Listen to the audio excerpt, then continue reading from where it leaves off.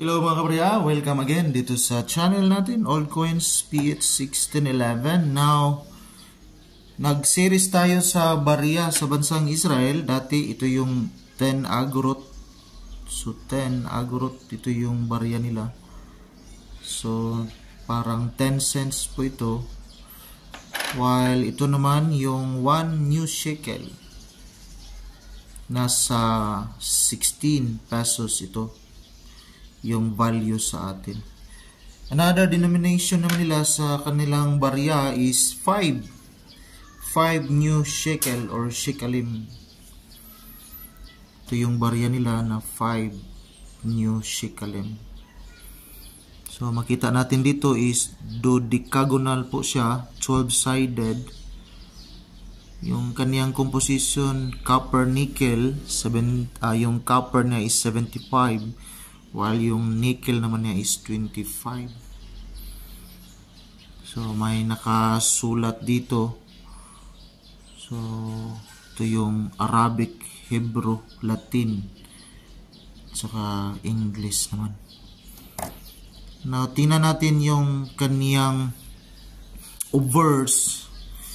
Ito yung column, capital column, emblem of the state of Israel.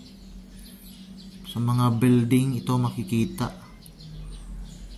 So dito may makikita tayo na capital of column.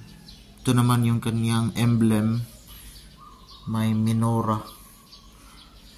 Significant kasi itong menorah. Ito yung 7 candlestick sa bansang Israel.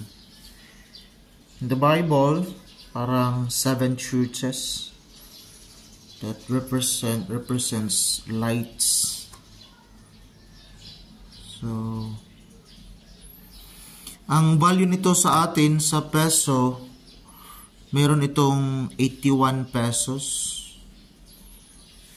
So 81 pesos yung value nito sa atin dito sa Pilipinas.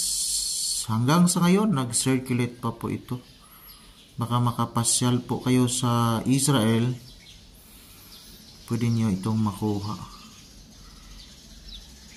Hindi kasi ito napapalitan ng peso, kasi sa mga money changers yung bilang yung kanilang pinapalitan. Yung barya na naiwan, yun, souvenir na lang po natin mga kabarya.